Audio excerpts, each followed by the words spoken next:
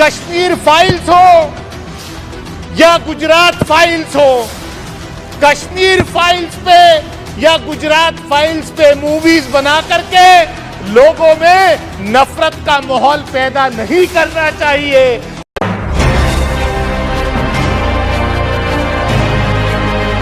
गाजी news channel, सबसे पहले देश और समाज की खबरें। और ये नफरत जो है ये हमें खा जाएगी। और ये देश में जो मेरी आपके माध्यम से मांग है कि ऐसी किसी भी मूवी पर, ऐसी किसी भी फिल्म के ऊपर जो है तत्काल बैन लगाया जाना चाहिए जो इस देश में नफरत की भावनाएं पैदा करती है, नफरत की भावनाएं फैलाती है। क्योंकि सुप्रीम कोर्ट ने फैसला दे दिया कि वो आतंकवादी था जिसने पार्लियामेंट के ऊपर अटैक किया था अफजल गुरु, उसको शहीद बताने वालों के साथ भारतीय जनता पार्टी ने जम्मू कश्मीर के अंदर सरकार चलाई थी। ये सरकार आई थी तो इन्होंने वादा किया था कि कश्मीरी पंडितों को वहां पुनर्स्थापित किया जाए।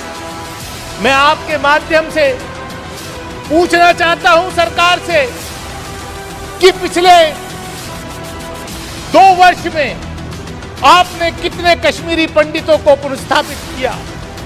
पिछले 7 वर्ष में आपने कितने कश्मीरी पंडितों को पुनर्स्थापित किया जम्मू कश्मीर के अंदर?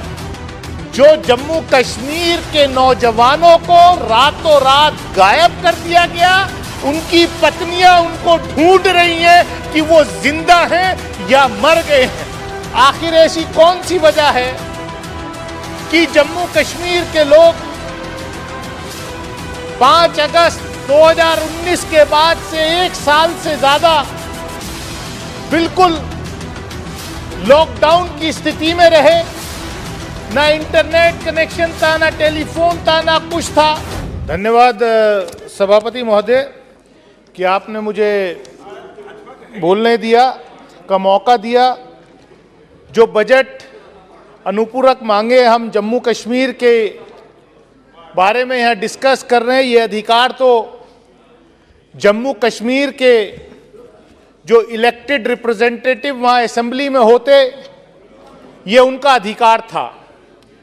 लेकिन हमने, इस सदन ने ही उनके उस अधिकार को छीना हुआ है।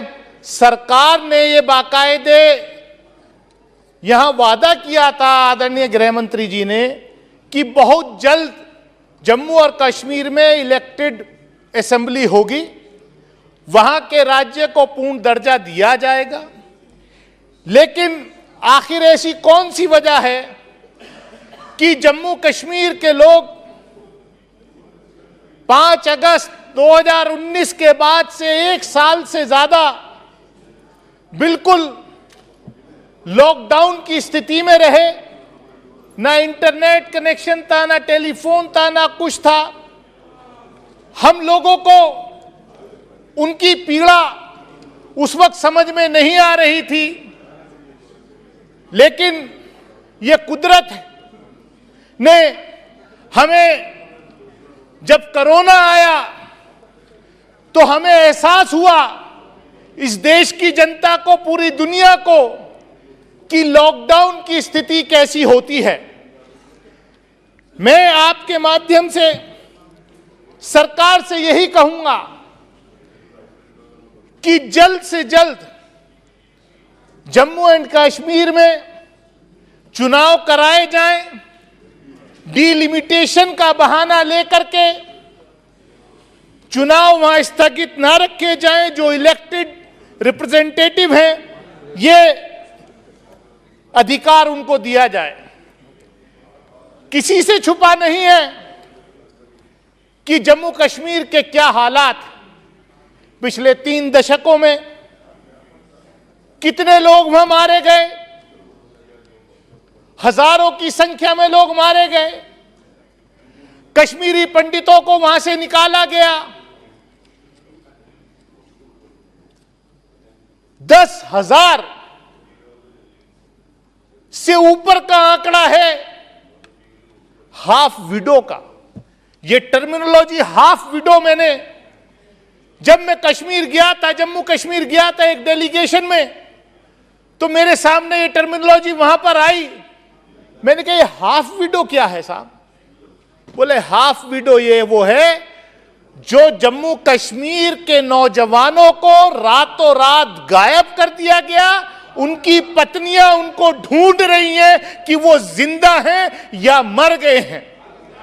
और हमारे यहां, हमारी भारतीय संस्कृति में यह है कि अगर, मैं खाली इस्लामिक लॉ में बात नहीं कर रहा, इवन भारतीय संस्कृति में भी यह है कि जब तक अगर किसी औरत का शौहर, अगर किसी पत्नी का पति गायब हो जाता है, जब तक उसको सबूत ना मिल जाए कि हां उसका पति जिंदा नहीं है, तो वो दूसरी शादी भी नहीं कर सकती।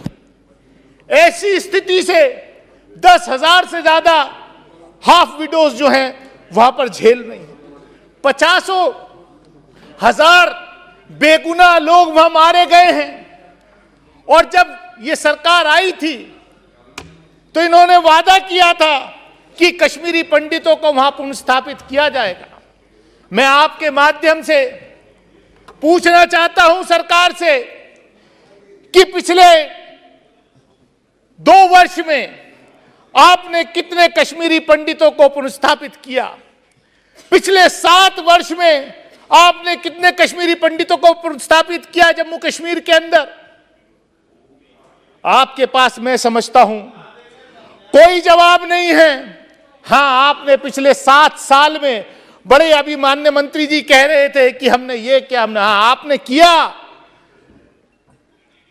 जिस आतंकवादी को, क्योंकि सुप्रीम कोर्ट ने फैसला दे दिया कि वो आतंकवादी था जिसने पार्लियामेंट के ऊपर अटैक किया था, अफजल गुरु, उसको शहीद बताने वालों के साथ भारतीय जनता पार्टी ने जम्मू कश्मीर के अंदर सरकार चलाई थी। और आप कहते हैं उनकी बात, आप सिर्फ, यहां पर बात आई अभी कि कश्मीर फाइल्स एक मूवी आई है, उसको देखना चाहिए। मैं कहना चाहता हूं माननीय सभापति महोदय, कश्मीर फाइल्स हो या गुजरात फाइल्स हो, कश्मीर फाइल्स पे या गुजरात फाइल्स पे मूवीज बना करके लोगों में नफरत का माहौल पैदा नहीं करना चाहिए। और ये नफरत जो है ये हमें खा जाएगी। और ये देश में जो मेरी आपके माध्यम से मांग है कि ऐसी किसी भी मूवी पर, ऐसी किसी भी फिल्म के ऊपर जो है तत्काल बैन लगाया जाना चाहिए जो इस देश में नफरत की भावनाएं पैदा करती है, नफरत की भावनाएं फैलाती है। हम कब तक गुजरात फाइल्स याद करें? हम कब तक कश्मीर फाइल्स याद करें? हम जो है, हमें देश को, एक नौजवानों को देश के निर्माण में लगाना है, हमें बांटने का काम नहीं करना है। हो सकता है ये नफरत फैला करके आपको कुछ पॉलिटिकल फायदा हो जाए, आपको जो राजनीतिक फायदा हो जाए, कश्मीर जलता रहे, जले आपसे, आपको जो है दूसरे प्रदेशों में फायदा हो जाए, लेकिन ये देश के लिए अच्छा नहीं है।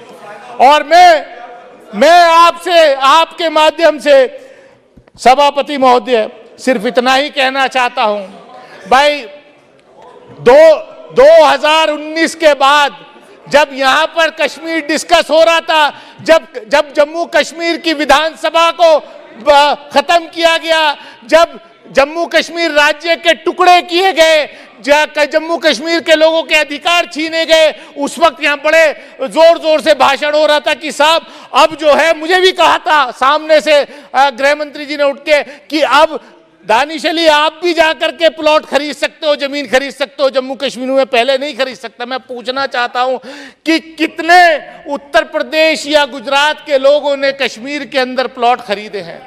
कितना वहां पर जो है इन्वेस्टमेंट के, मैं चाहता हूं कि वहां पर इन्वेस्टमेंट हो, मैं चाहता हूं कि वहां के नौजवानों को रोजगार मिले, मैं चाहता हूं कि वहां पर अमन और शांति रहे। अभी यहां कहा कि अभी सुबह में आदरणीय स्पीकर साहब बैठे थे तो उन्होंने भी ये बात कोट की कि कितने मेरे ख्याल से 200 से ज्यादा सांसद जो हैं इस लोकसभा के कश्मीर में विजिट 300 के करीब सांसद कश्मीर गए हैं। मैं भी गया था और मैं परिवार के साथ भी गया था, लेकिन वहां पर शाम 6 बजे के बाद जो आपकी सिक्योरिटी में लोग रहते हैं बुलेट प्रूफ गाड़ी में बिठाकर, वो कह रहे 6 बजे के साहब हम भी आपके साथ नहीं जाएंगे, जाकर के होटल में बंद कर दिए जाते। मैं आपके माध्यम से सिर्फ इतना ही कहूंगा कि देश के अंदर मैं सिर्फ सभापति महोदय, मैं चाहता हूं कि कश्मीर में, जम्मू कश्मीर में शांति बहाल हो। जिन लोगों के साथ अन्याय हुआ है उनको न्याय मिले, उनको रोजगार मिले और डिलिमिटेशन का बहाना लेकर के वहां के चुनाव ना टाले जाए। जम्मू कश्मीर की असेंबली बहाल की जाए, जम्मू कश्मीर को पूर्ण राज्य का दर्जा दिया जाए। और एक आखिर में बात ये मैं कह के खत्म करता हूं कि ये सरकार आत्ममंथन करे कि जम्मू कश्मीर का बंटवारा करके कितना फायदा हुआ है, कितना नुकसान हुआ है, बॉर्डर पर आज क्या स्थिति पैदा हुई है। इस जिम्मेदारी से कोई नहीं बच सकता, सरकार नहीं बच सकती। मैं इन्हीं अल्फाजों के साथ अपनी बात खत्म करूंगा कि सरकार ध्यान दे। हम चाहते हैं कि जब हम लोग वहां जाएं, मेंबर पार्लियामेंट वहां जाएं, तो खुलेआम एक आम आदमी की तरह जाकर के घूमे, ना कि हमारे साथ वहां पर सिक्योरिटी जाए। बहुत बहुत धन्यवाद। आपको हमारी न्यूज़ कैसी लगी आप हमें कमेंट करके ज़रूर बताइएगा। अगर आप गाज़ी न्यूज़ चैनल पर न्यू हैं तो हमारे चैनल को सब्सक्राइब ज़रूर कर लीजिएगा और बेल आइकन प्रेस करना बिल्कुल ना भूलिएगा ताकि हमारी लेटेस्ट वीडियो आप तक पहुंचे। और अगर वीडियो अच्छी लगी तो लाइक ज़रूर करिएगा। अगर आप फेसबुक पे देख रहे हैं तो हमें फॉलो करिएगा और लाइक ज़रूर करिएगा।